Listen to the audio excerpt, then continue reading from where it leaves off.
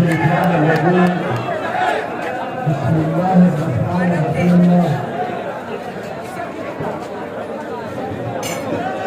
يوجد أقل شرك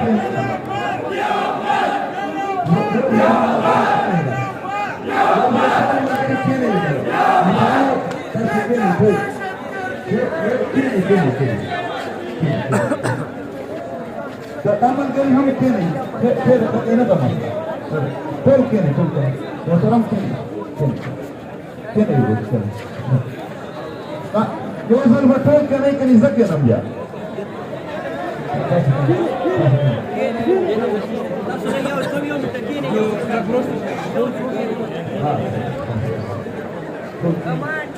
no محترم يوم هم داسنا سوتو يوصل كيني بطول كيني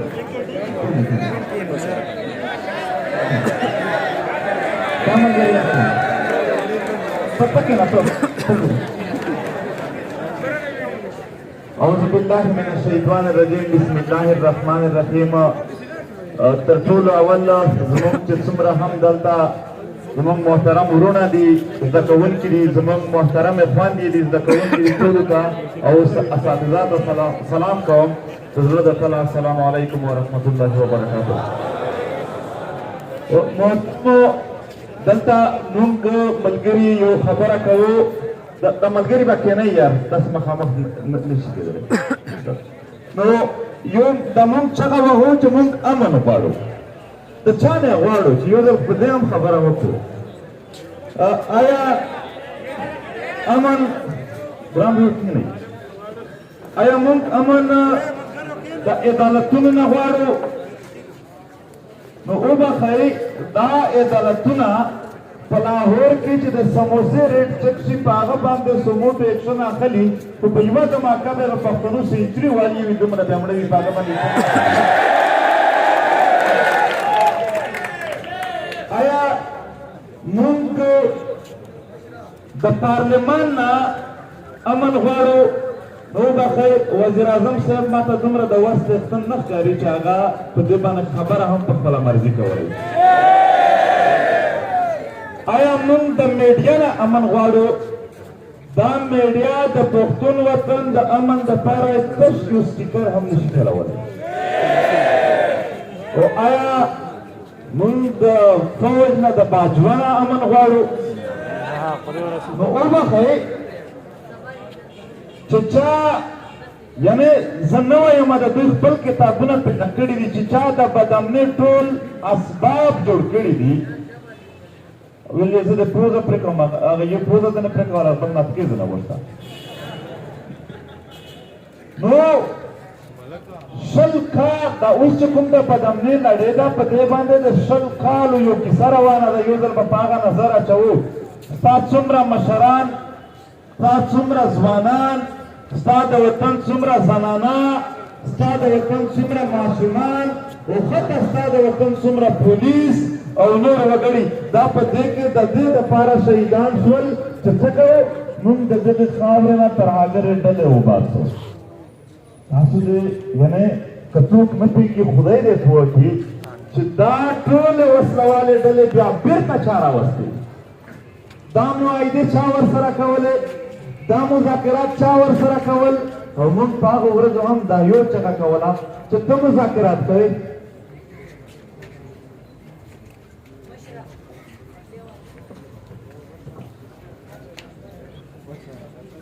نو دا چې کوم اوس بدامني ده شل کاله د دې لپاره اپریشنونه شوي دي موږ دغو اپریشنونو ته دا ملیټري اپریشنونو ته راغلم او بیا د راغلم د فلمي ډرامو په شان چې نامونه هم وو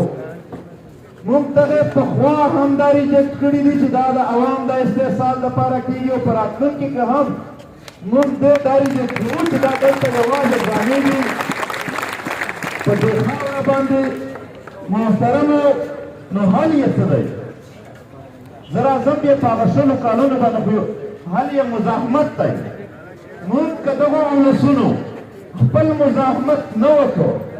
که دا اولسونه خپل نه راپاڅېدل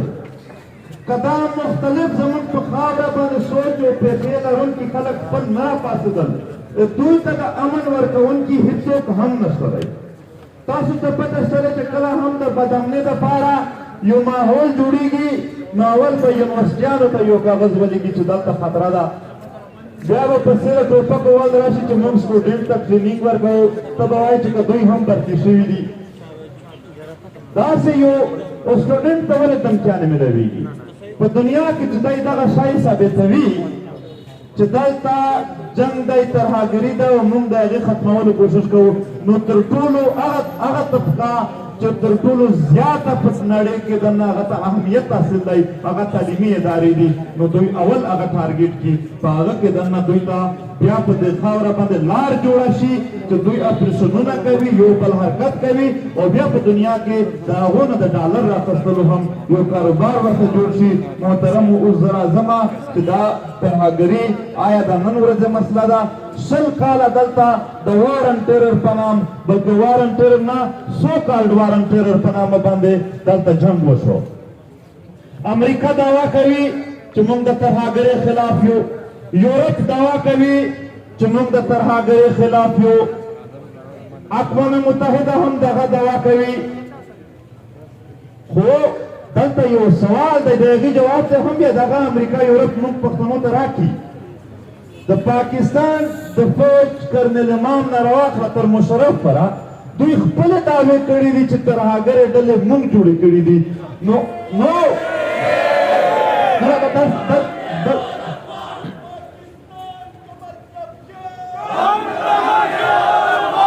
محترمو دا نعره پرېږدئ، زه بغیر نارې دا ټولې خبرې په خپل نثر کې ورته کوم. محترمو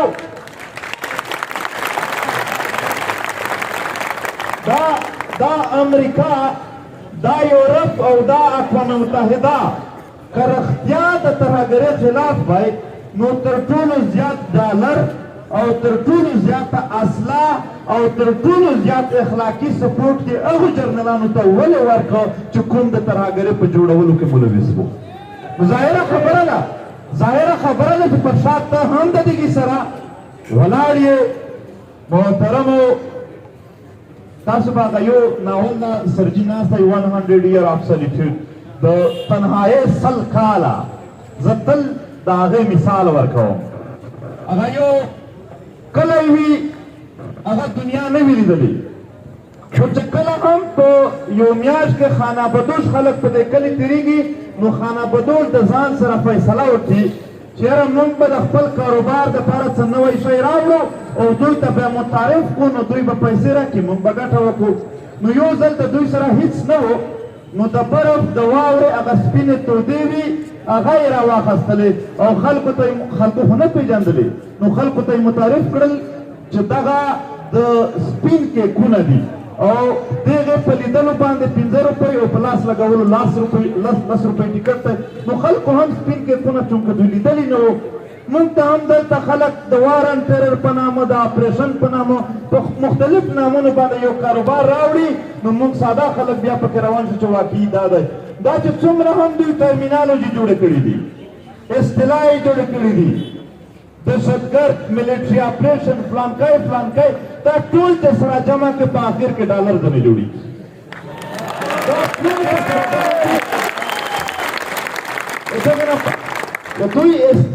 دوی دا ټول جنګ کې دننه چې کومه بیانیه روانه کړې ده هغه په اصطلاح روانه کړې ده. یعنې مثال درکوم،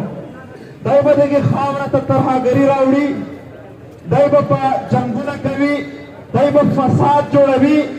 محترمو د هغې فساد خلاف چې کله خلک راټول شي امن غواړي احتجاج کوي، دوی به هغه احتجاج ته د انتشار نام ورکړي. هغه د امن احتجاج ته د انتشار نام ورکوي او په لکونو کورونه ګړنګوي، هغه ته به انتشار نه وایي. تباهي به جوړوي، هغه ته به انتشار نه وایي. محترمو دا لوبه اول دوی په قبایلي علاقو کې روانه کړله، نو د هغې دپاره یې طریقه کار څه خپل کړو. نو go zone دې ته هیڅ انډیپینډنټ سورس آف انفارمیشن دوی نه پرېښودو. یو صحافي هم چې هلته کار کولو هغه ټول نه یې پرېښودل، هغه یې مړه کړل. هلته سورس اف انفارمیشن یعنی خلکو ته د معلومات ورکولو هغه سورس هغه ذرایع نه پرېښودلې. اوس هم دی چې دوی دا لوبه په اسانه وساتي. تیرا دلته به خیبر افریدي وي څوک به ناست وي. تیرا اوس هم د راجګال سیمه بند ده. ولې بند ده؟ څوک پکې ساتي یار؟ نوره نه ده بنده. شوال بند دی، نورې سیمې بند دي. مختلفې سیمې 20 کاله کېږي چې بندې پرتې دي. ولې بند پرتې دي؟ 20 کاله موږ تلاشیانې ورکړي دي. 20 کاله موږ تلاشیانې ورکړي دي او بیا هم نن موږ پسې ټوپک راخیستی دي. موږ نن په سوات کې امن خراب دی. سوات د سوات ولس تر ټولو زیاته بجلی ټیکس ورکوي، تر ټولو زیاته ګیس ټیکس ورکوي، تر ټولو پابند خلک دي. بیا یې نه پرېږدي، بیا یې نه پرېږدي. دا په دې خاوره باندې 20 کاله دا جنګ لګیا دی او تاسو ته پته شته چې په کوم ځای کې دوی دا لوبې کوي. هلته به انټرنیټ بند کړي، سورس اف انفارمیشن، چې هېڅوک هم دا معلومات بهر خپاره نه کړي. هر غلط کار په تیاره کې کېږي او سم کار خلک په رڼا کې کوي. موږ هم دغه ورته وایو چې ستا ټول ګیمونه پټ دي او منظور که څه وایي ښه په ښکاره وایي.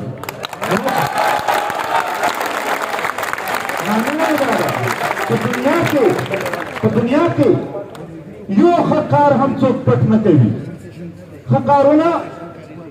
د ویاړ کار وي، د فخر کار وي، څوک به ولې پټ کوي؟ پټ چې کېږي هغه که په ذاتي ژوند کې دي که په اجتماعي کې دي هم پټ ژوند اکثر خطا ژوند وي، غلط ژوند وي. ځکه نو دوی انټرنیټ هم هلته بند کړي. هر هغه تن چې هلته خان دی ملک ته یو 15 کسان یې خبره اوري وبخئ د هغه سره هم داسې یو تعلق جوړ کړي چې بیا هغه هم خبره نشي کولی، هغه هم د ځان سره ملګری کړي. محترمو، د دغو د نور پټ ساتلو لپاره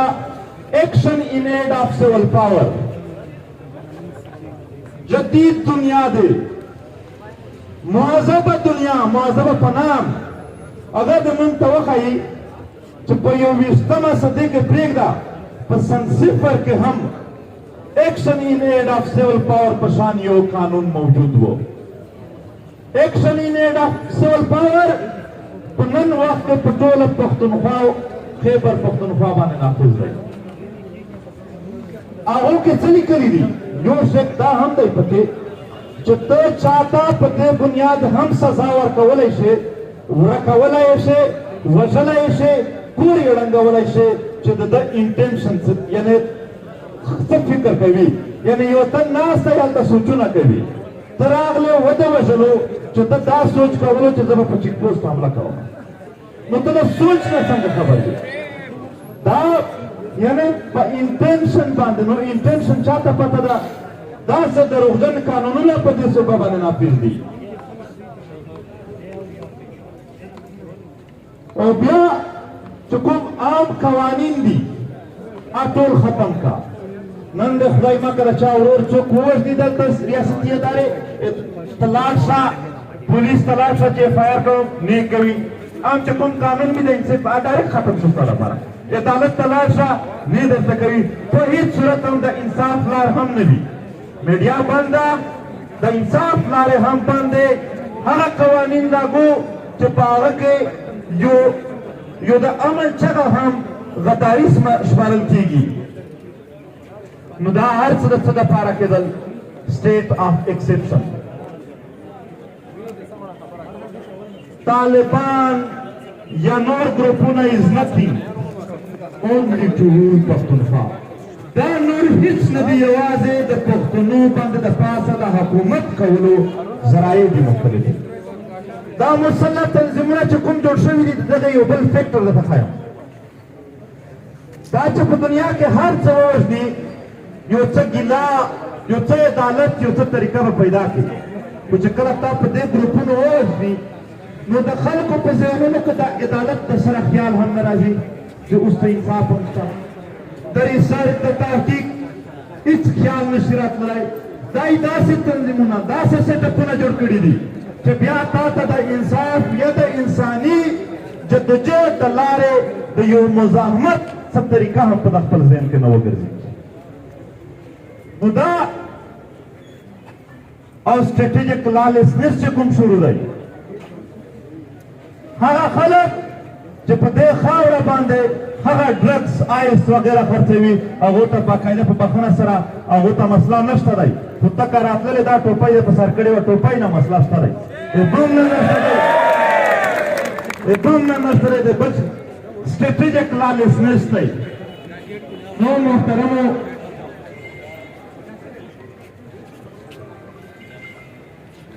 fake encounters څومره زیات دي دا اوس په سوات کې یوه واقعه راغله په منګوره بایپاس دا خو ښکاره راغله په دې خیبر کې دلته نږدې دی ډېر تاسو که تحقیق څوک کول غواړئ لاړ شئ چې څومره انکاونټر شوي دي ټول فیک دلته یو ټیچر تېر کال عرفان نوم یې و ویې وژلو چې ترهګر مو وژلی دی 5 ورځې پس هغه ټیچینګ ټیسټ یې ورکولو هغې نه راروان و په هغه کې په بله لاره کې وژلی و فیک انکاؤنٹر شروع دی موبیلٹی ختم دا په دې وطن کې هر ځای ناکې دي او یوازې فزیکل موبیلټي نه یعنې یو فکري موبیلټي هم دوی ختم کړې ده په لاره کې چې پوسټ دی او که ته یو نوی فکر جوړوې د وطن دپاره نو هغې دپاره د غدارۍ فتوی دي په دې حالات کې پرمختګ څنګه کېدلی شي په داسې حالاتو کې د یو سټوډنټ د یو ټیچر او د معاشرې د یو عام وګړي یعنې فرایض څه دي زما محترمو وروڼو اول فریضه دا ده چې هغه فکر هغه سوچ چې په کوم باندې دلته ترهګري کېږي د هغې پر خلاف فکر جوړول هغه فکر خورول چې دلته امن راوړي زما د وطن خلک چې کله باشعوره وي بیا یې دوی نشي استعمالولی دا هر څه چې کېدل د دغې وطن بچي یې استعمال کړي ولې هغې قامي شعور نه لرلو هغه د خپل کام وطن ګټې او مفادات نه پېژندل لاهور خلق ته زما د وطن کوڅې نه وې معلومې خو دلته یو سړی په 15,000 روپیو په 15 کیلو دال پیدا کړی و خو که موږ چېرې دا ولسونه دا ځوانان د خپل وطن شعور او پوهه زیاته کړو د خپل وطن مفادات خلکو ته ور وپېژندو دا ترهګرۍ پر ضد سوچ او ریاستي چې کومې ایجنډې دي د دې د پروموټ کولو دپاره دا ټول ایکسپوز کو په دې کې د یره نه کار وانخلو بیا امکان لري چې موږ تر ډېره حده پورې په دې کې بریالي شو که زموږ قام او وطن باشعوره و بیا دلته دوی جنګ نشي کولی دا په ناپوهي کې کوي دوی دا هر څه لہذا اول کار دا دی چې هر ځای چې تا ته موقع وي ته د خپل وطن د مفاداتو فکر زیات کا او هغه فکر چې په دې خاوره باندې بربادي غواړي هغه ختم کا دوم هم آهنګي پیدا کوي په موږ کې دننه په وړو وړو خبرو په دې باندې جنګونه دي ته د PSF یې ته د ISF یې ته د جماعت اسلامي یې ته جمعیت علماء هر څه چې دا چې هر کوم تنظیم سره تعلق لري خو چې د وطن خبره راشي هم آهنګي په یو ځای به هلته ودرېږئ تاسو په یو ځای به هلته ستاسو دا یعنې اختلاف به په فکر راشي زه اکثر ورته وایم وطن د مور حیثیت لري او د بچو د خپل مور دپاره یعنې هر بچي خپله پیښوي خو د مور په خدمت باندې هېڅ اختلاف د چا نه وي د خپل وطن په حواله سره باید موږ په یو ځای ودرېږو که چېرې موږ په دې خاوره باندې د قام وطن د مفاداتو د امن شعور خور کړو او په موږ کې هم آهنګي وه یعنې په وجود د اختلاف موږ د خپلې خاورې دپاره او د خپل مور وطن دپاره په یو ځای ودرېدلی شولو بیا زما نشي خیال چې په دې خاوره باندې جنګ یا د جنګ پالیسۍ څوک راوړي نو دا یې لار ده ساده خبرې دي څه داسې خولیې نه دي چې زمونږ په څه راکټ ساینس نه چې زمونږ په پوهه کې نه راځي بیخي ساده خبره ده نو د دې دپاره خپل ځوانان تیارول دي خپلې خویندې تیارول دي خپل وروڼه تیارول دي خپل سپین ږیري ماشومان یعنې د وطن هر وګړی په دې فکر باندې اچول دي زه خپله خبره یو ریپیټ کوم په دنیا کې که زمونږ عزت و که زمونږ قدر و دا به زمونږ د خپل وطن په جوړولو کې وي د دې نه علاوه که مونږ په دنیا جهان کې ډېر څه هم ولرو ډېر کاروبارونه مو جوړ شي او ډېرې بنګلې جوړې کړو خو په پردي وطن به بیا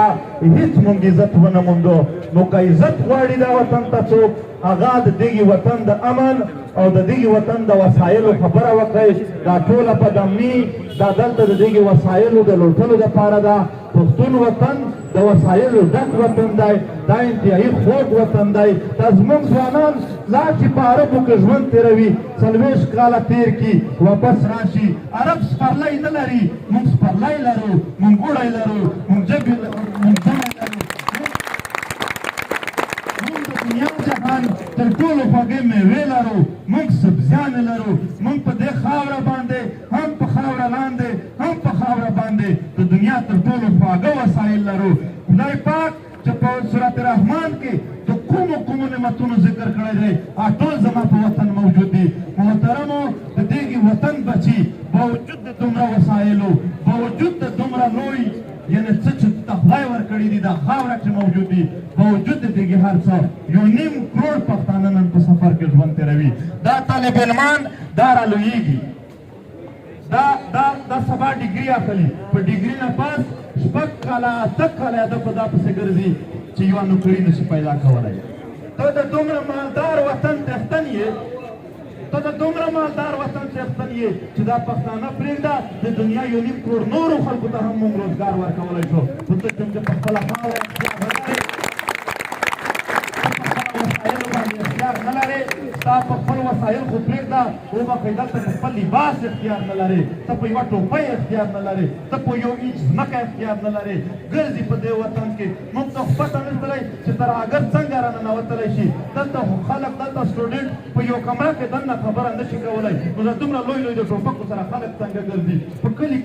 په کور یې په ساده کپړې کې جاسوسان تېر کړي دي د دغې په منځ کې څنګه ترهګري کېدلی شي نو محترمو دا یو ګیم دی دا یو کاروبار دی د دغې کاروبار دا د څو غټانو کاروبار دی موږ ډېر خلک یو هغه لږ خلک دي خو موږ پاشل یو موږ تقسیم یو ځکه دوی په موږ باندې بریا موندلې ده دوی منظم دي موږ غیر منظم یو دوی په خپله کې په یو بل سره یعنې ودرېږي په کلک حالت کې موږ په کلک حالت کې هم یو بل ته پیغورونه سره ورکوو موږ اوس هم دا د وطن د راټولېدلو فکر نه دی جوړ کړی که چېرې موږ سره راټول شو نو چېرې دوی څو کسان او چېرې دلته 15 میلیونه پښتانه افغانان